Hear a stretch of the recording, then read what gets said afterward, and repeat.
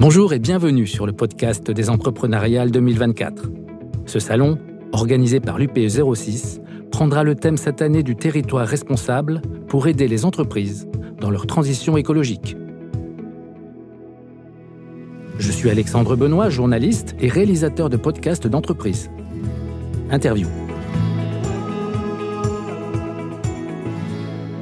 Jean-François Puisségur, bonjour. Bonjour. Vous êtes membre de l'UPE 06 au titre de vice-président communication et en charge de l'organisation des entrepreneuriales. Effectivement, donc pour moi, c'est la deuxième année à la tête des entrepreneuriales avec cette année un beau challenge parce qu'on veut amener les entrepreneurs, on les accompagner dans leur transition écologique.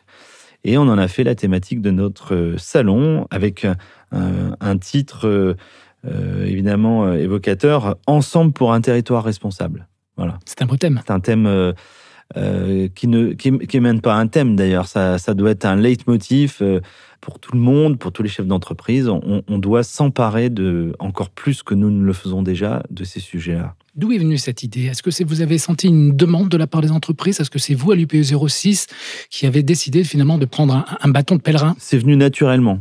D'abord, on est très impliqué dans ces questions-là depuis longtemps.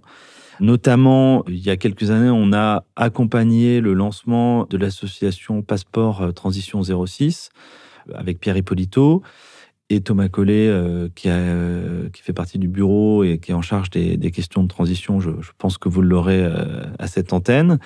Pour nous, c'est important plus de continuer à accompagner plutôt que d'interpeller. On n'est pas là pour interpeller, on n'a pas de leçons à donner, on est simplement là pour aider les entreprises. On est un syndicat patronal. Notre job, c'est aussi d'accompagner les entreprises dans ce qui fait l'avenir de nos vies à toutes et tous, et la vie de nos enfants aussi, et de nos employés, des enfants de nos employés, de nos collaborateurs, collaboratrices. Revenons au salon. Qu'est-ce que les entreprises vont pouvoir découvrir pendant cette journée du 21 novembre ? On a 4 ateliers qui vont être vraiment très inspirants. On a un premier atelier sur la fresque océane, sur les enjeux de préservation des océans. Alors pourquoi cet atelier ? Je ne vous l'apprends pas. On a la 3e conférence des Nations Unies sur l'océan qui aura lieu en juin 2025. Donc on s'est dit, bon voilà, on va quand même rebondir sur ce magnifique événement. Ensuite, on a un autre atelier en partenariat avec la BPMed, la Métropole et la CCI Nice-Côte d'Azur. Un atelier création et reprise d'entreprise. Ensuite, on a un atelier commission emploi-formation qui est animé par notre légendaire Luigi Poma, qui est là depuis longtemps et qui fait toujours ça le comble.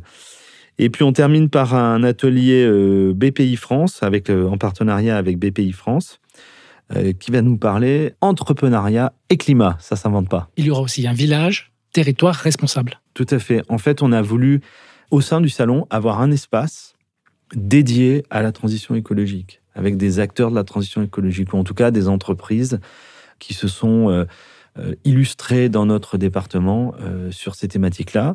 Donc, on y retrouvera le groupe Sclavo, EDF, on y retrouvera aussi Passeport Transition 06, et puis DX Group, ainsi que H2O. Donc, au cœur du salon, on aura également un plateau télé BFM en direct, qui va permettre d'organiser 10 directs, 10 interviews en direct, et autres partenaires médias, avec vous, Alexandre, puisque l'effet podcast sera présent sur toute la journée pour interviewer les entrepreneurs.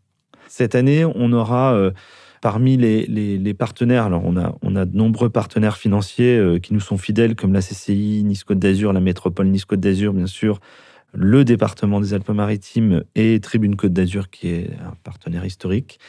En plus de ces partenaires-là, nous avons également des intervenants de choix, comme Vinci Autoroute, qui interviendra sur les sujets de décarbonation des mobilités de nos concitoyens. C'est un enjeu majeur. Un mot sur la conférence, peut-être ? Oui, tout à fait. Donc, on a, comme chaque année, une conférence de clôture avec une personnalité inspirante dans la thématique de l'année, en l'occurrence la transition écologique.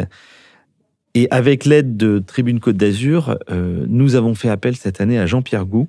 Alors, je ne peux pas trop dévoiler ce qui va se passer dans cette conférence parce que il y a des petites surprises.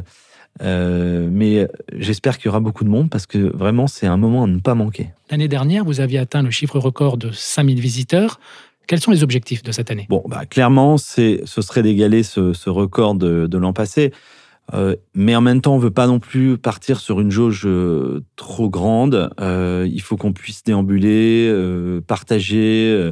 C'est vraiment un moment de partage, les entrepreneuriales. C'est un moment de partage entre entrepreneurs, mais aussi entre personnes de l'extérieur. On a aussi des étudiants qui viennent. Il faut qu'on puisse avoir un peu de tranquillité pour discuter de temps en temps. Mais le chiffre de 5000 est un beau chiffre et on espère l'égaler. Merci d'avoir écouté ce podcast. C'était une réalisation L'Effet Podcast. Retrouvez toutes nos solutions pour la création de votre podcast d'entreprise sur www.l'effetpodcast.com.